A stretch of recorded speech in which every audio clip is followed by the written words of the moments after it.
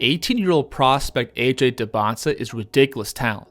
But will what we're seeing at the college level translate to the NBA? In this video, we're going to do a deep dive on the film to see what exactly makes Dybantsa a top 3 and possibly number 1 pick. Plus go over the areas of his game that might be a cause for concern at the next level. Now on the court, Dybantsa by far does his best work attacking the basket. At 6'9" with an over 7-foot wingspan, he already possesses overwhelming physical tools, where on top of that size and length, he's also a super explosive athlete.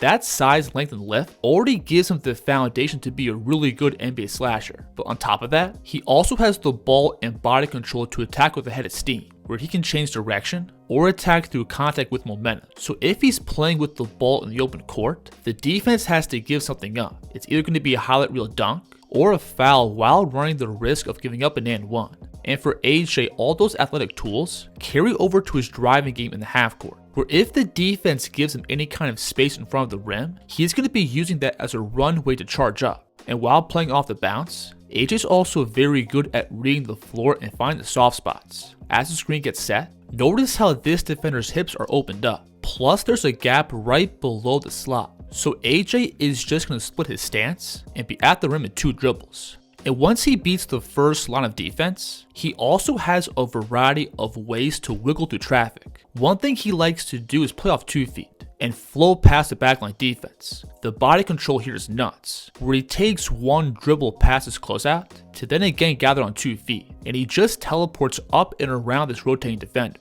That length and explosiveness also allows Dybantsa to cover a ton of ground with different pickups. I love his setup into this move, where he's first going to build momentum by skipping up to then snap this low pickup back towards the middle. And from here, he can get all the way to the other side of the rim with 2 long strides. Off the bounce, AJ also has pretty good physicality, being able to carve out driving lanes on the perimeter, play off 2 feet and attack the big's body in the paint, plus throw out some deceleration. This is a really good move and finish here, where off the bounce he's going to again skip up to get more speed into this push cross, and then on this pickup, look how he sinks his way down into this right-left gather, allowing him to lift up for a vertical finish. So again, from just an athletic standpoint, AJ pretty much checks all the boxes. He's got ridiculous height and reach, can explode off 1 or 2 feet, while having really good strength and control in traffic. But the thing is, as an off the dribble slasher, AJ also has a ton of skill. First, we've gone over how good he is at using his strides to cover ground, but his ability to read angles while coming downhill is already really advanced. The timing on this Euro here is perfect, where as he rips to his left, look how he already feels this defender rotating over. So that's just a left-right Euro past him.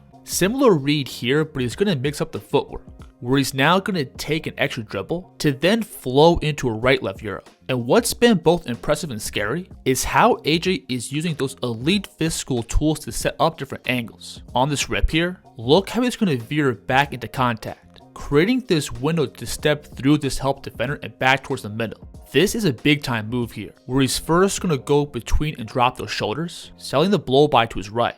But that sets up this low pickup back to his left. Along with that ability to explode and knife through traffic, AJ also has the patience to play off 2 feet. This allows him to absorb contact better and set up different shot fakes and step throughs. One thing he'll often do is initiate these post ups from the perimeter, where he can just back down through contact to then lean on that balance and footwork in the paint. This move here is big time, where he's chiseling his way across the lane, and it's going to be a jump stop and reverse pivot back to his left. So as a slasher, when looking at all the physical tools and skill that AJ has, I think he for sure has the game to be a top tier rim attacker in the NBA. The guy just has everything in spades. He's super athletic, has great timing and feel in traffic, plus his skill set both on the perimeter and in the paint is already really developed.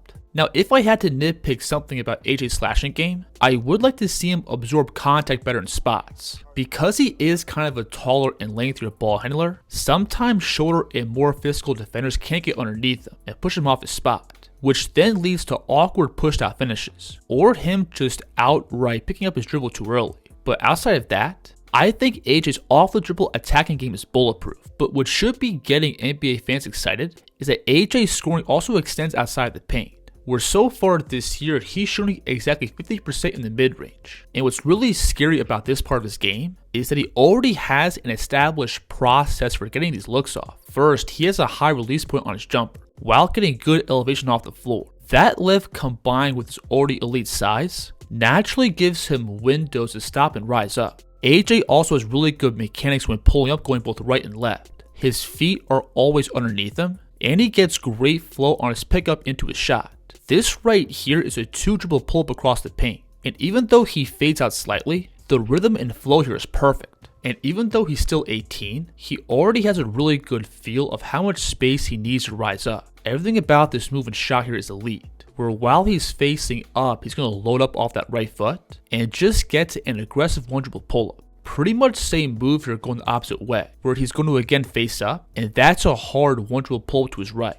AJ's also comfortable leveraging his physicality to create space. If he gets the defense on his hip, he's great at bumping them off their spot to create extra breathing room. As he rips away from the screen, look how he's going to embrace that contact with his inside shoulder. And notice how he also creeps that left foot up to create more space with the step back. Off the dribble, AJ also has really good footwork and balance. Watch him first take this north to south driving angle, to then slam the brakes right-left, and pop up for a vertical jumper. Over his last few games, AJ's also been getting more comfortable navigating out of pick and roll, and with the NBA spacing, these are for sure shots that he's going to get at the next level. I do think he needs to get a little bit better at using his body to put his man in jail, but him already being comfortable probing and snaking is a really good sign. So going forward, as an in-between scorer, I think Dybantsa has the build to be one of the best guys in this next generation. And with what we're seeing right now, the stats and film back that up. And again, with his current age, he's right now just scratching the surface. And over the next 10 years, I only see his accuracy, strength, and footwork getting better. Middle draws the foul! Now going forward, I think Dybantsa's biggest area of improvement offensively is going to be his outside shooting. So far this year, AJ is shooting below 30% from behind the line, and those numbers are just as low whether he's shooting off the catch or dribble. Now the further AJ gets from the basket, the lower his set point becomes, and this generally allows him to get more power into his jumper. But still, because he has an old school style jump shot, that naturally makes it harder for him to generate power from range. Some good examples at the NBA level are DeMar DeRozan and Chris Paul. Because the both of those guys have lift and a high release point, they've made a living in the mid-range over the past decade plus. But that hasn't exactly carried out beyond the three. So going forward, I think AJ could easily develop into a really good 3-point shooter. I think the mechanics and foundation are for sure there. But considering how his numbers from the college line right now are pretty low, plus the NBA 3-point line is pushed back a couple of extra feet, I don't think his 3-point shooting is going to be his immediate calling card in his first couple of years at the next level. But even though the outside shooting right now is a little bit shaky,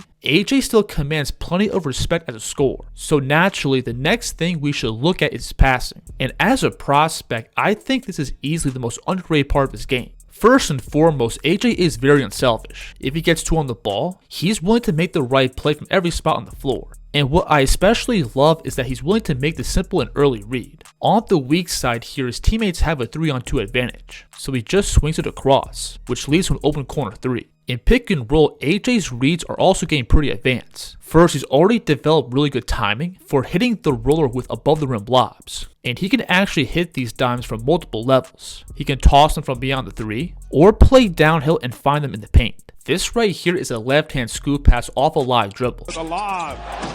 AJ's also getting comfortable processing the second level of defense. Going forward, you would like to see these reads get a little more snappy, but him already being comfortable reading the weak side defense is a really good sign. On this double here, look how he waits for this defender to move out of the paint, which then frees up the rim for an easy catch and dunk.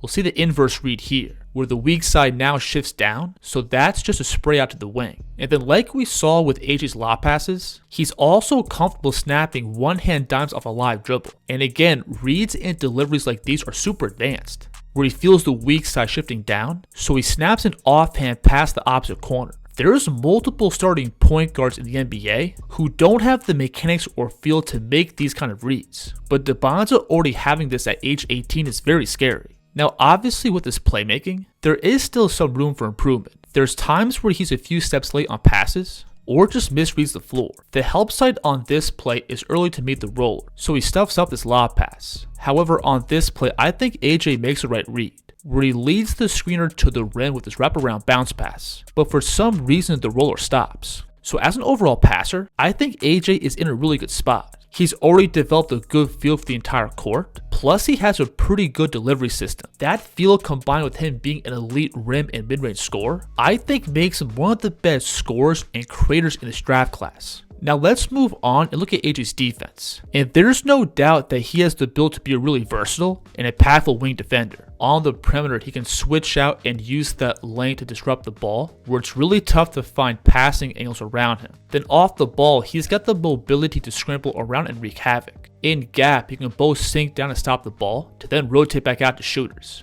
That reach and mobility also allows him to plug up breakdowns. He briefly gets caught here having to guard 2 players, but watch him stunt and scramble to force a more out of rhythm shot. I love his motor on this play, where he initially goes for a steal from behind, but then scrambles all the way around this pin down screen on the opposite block and gets a hand up on the shot.